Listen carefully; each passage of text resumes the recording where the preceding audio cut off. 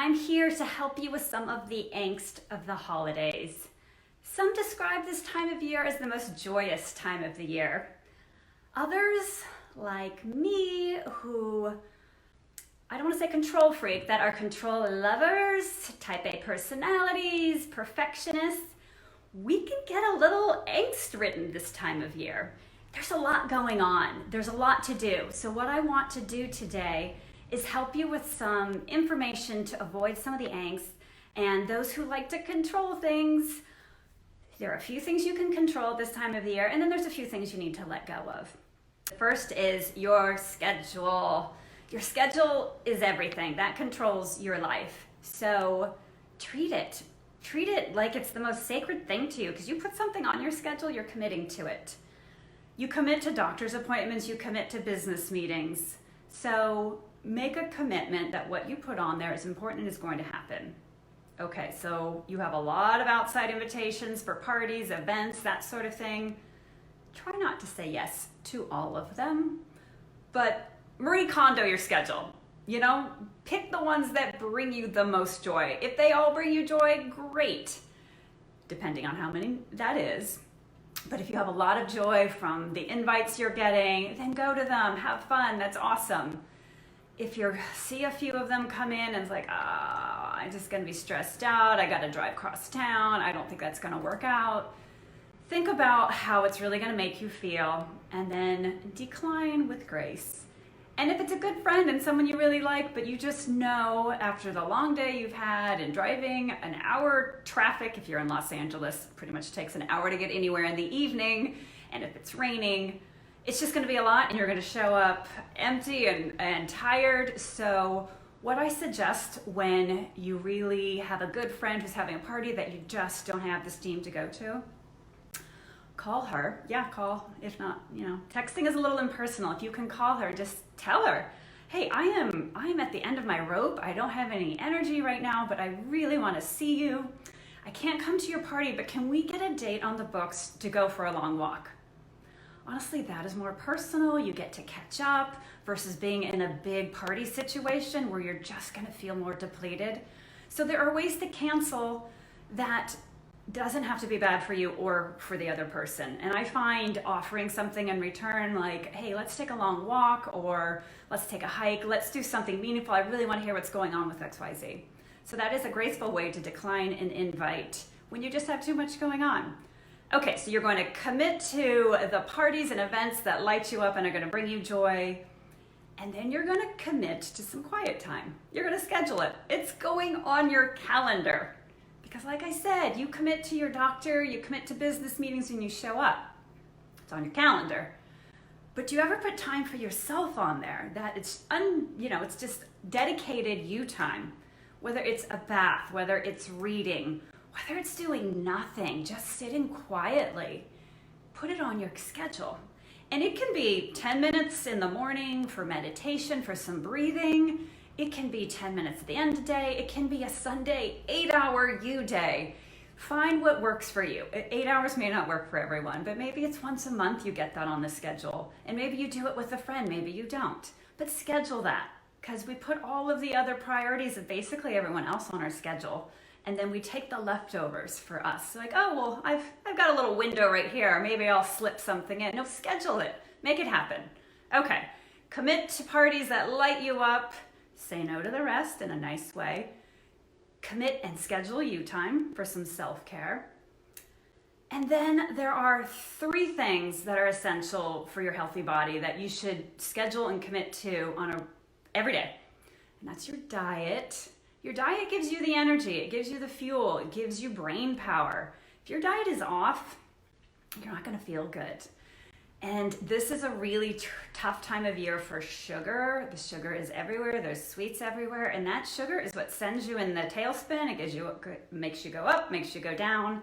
It alters your sleep and your hormones. Now, I'm not saying don't eat a single thing, bah humbug, no cookies for you.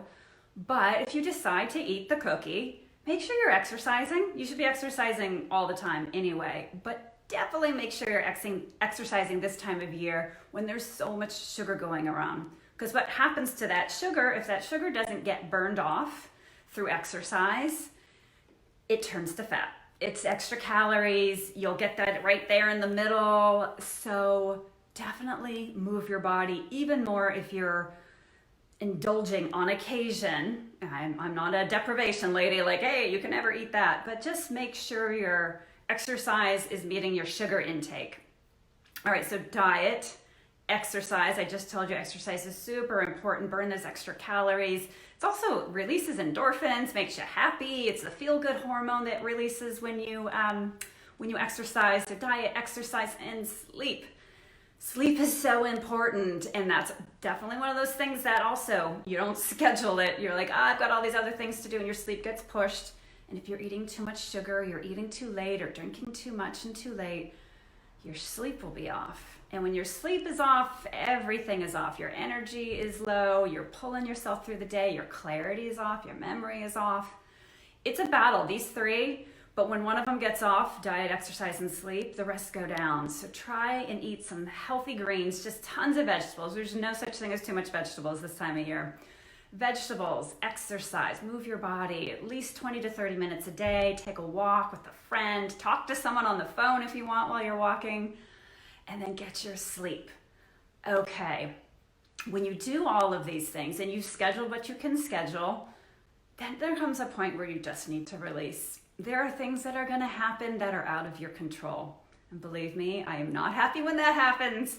But I've now learned one of the first things I do, because I find myself, I clench my chest, hold my breath a little bit, and then I stop in the moment and take a long, deep breath. That exhale really recalibrates your body, make it longer than your inhale. It will release, it will physically release in your body, and then mentally, try and have a smile on your face saying, oh my gosh, this is almost comical how much I can't control this right now. So release, and whatever parties that you commit to, whatever you decide to go to, be present. Actually be there. Don't be on your to-do list. Don't be on your, I shouldn't have said yes to this party. Why did I come? I don't know. I have so much to do. Don't do that. You don't have to stay for 8 hours. But commit to an hour or two of genuine presence. Connect with some people. That connection is so crucial this time of year. Some people have problems with loneliness and isolation this time of year. And if that's you, then you need to commit to actually leaving your house and going out. I know it's cold. I know you're tired and you're grumpy. You don't want to deal with traffic. But there's a whole spiraling that can take place when you stay in too much. And the more you stay in, the more you don't want to deal with other people. So I encourage you to schedule some time out to do something to connect with other people. There are great Facebook groups for every kind of interest there is. Meetup is a fantastic group where you can interact with people who love movies, who love the arts, museums. It's a great way to connect with people. If you're feeling a little lonely, a little isolated, make yourself go out, make yourself interact. And then again, just release it. When you get there, be present, because it's that stress that can really ramp you up. It affects your sleep, it affects your cortisol level, your sugar level. So try and keep that all in balance. And if you're still freaking out, and I know it can happen, contribute. Give something to someone else. If you're in your head about all the things you have, help someone else. That can make such a big difference, whether it is a neighbor, a friend, or a random person on the street. Help them, go volunteer somewhere. Anytime I know I do that, I not only feel good that I've actually helped another human being, it just gets me out of my own stuff. It helps me have a broader perspective and realize that the problems I think are problems really are not. So I hope that resonates with some of my type A control lovers out there. If it does, leave me a comment about what you struggle with the most this holiday, and I'll try and answer for you. And if you need more help at this time of year, I know it's a sensitive time of year. My one-on-one coaching is available right now. I'll work with you on stress, on weight loss, on energy, sleep, balanced hormones, so you can have a happy, healthy holiday and start 2020 with a bang. There's a link for more information, or feel free to send me a message, and I hope everyone has a great day.